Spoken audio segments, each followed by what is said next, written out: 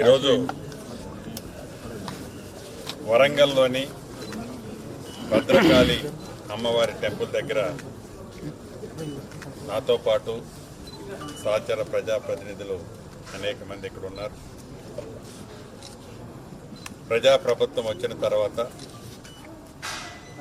స్థానిక శాసనసభ్యులు నాయన రాజేందర్ రెడ్డి గారి కోరిక మేరకు గౌరవ ముఖ్యమంత్రి రేవంత్ రెడ్డి గారు ఈ టెంపుల్ని అద్భుతంగా మహా అద్భుతంగా తీర్చిదిద్దాలని శాస్త్రోయుక్తంగా ఈ టెంపుల్కి మరింత వన్నె తెచ్చే విధంగా అభివృద్ధి చేయాలని తలంచి మాడు వీధులతో పాటు ఇంటర్నల్గా అనేక కార్యక్రమాలు చేసే కార్యక్రమాన్ని ఈనాడు ప్రభుత్వం చేపట్టడం జరిగింది.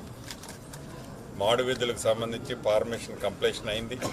ఇప్పుడే పరిశీలించాం అధికారులతో కలిసి.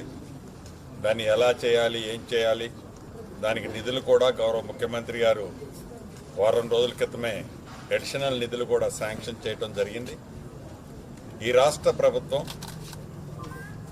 గోదావరి పరివాహక ప్రాంతంలో ఉన్న ఈ ప్రాంతాలన్నింటినీ, అది ఆదిలాబాద్ కావచ్చు, నిజామాబాద్ కావచ్చు, కరీంనగర్ కావచ్చు, వరంగల్ కావచ్చు, ఖమ్మంలో భద్రాద్రి రాములు వారు కావచ్చు, బాసర నుంచి భద్రాచలం వరకు ఈ జిల్లాల్లో ఉన్న ప్రధానమైన దేవాలయాలన్నిటినీ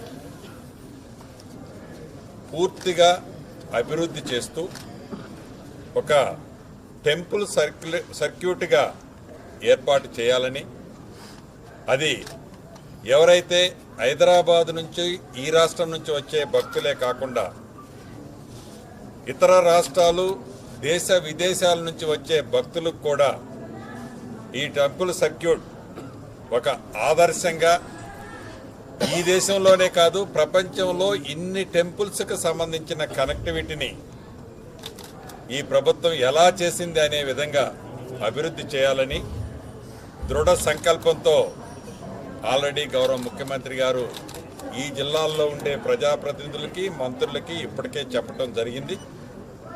దీని మీద ఒక డిపిఆర్ని కూడా ప్రిపేర్ చేయడానికి రాబోయే కొద్ది రోజుల్లోనే ఒక కమిటీ కాన్స్టిట్యూట్ అవుతుంది.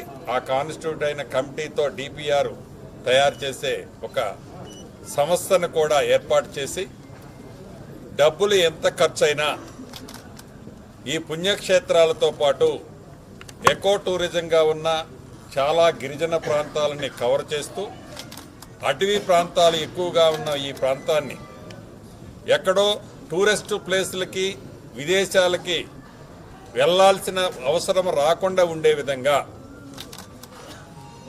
దైవక్షేత్రాల్లో వీటన్నిటినీ ఒకే రూట్లోకి తీసుకొచ్చి వీటిని డెవలప్ చేయాలని ఈ ప్రభుత్వం వడివడిగా ఆ దిశలో అడుగులేస్తుందని చెప్పడానికి సంతోషిస్తున్నాను.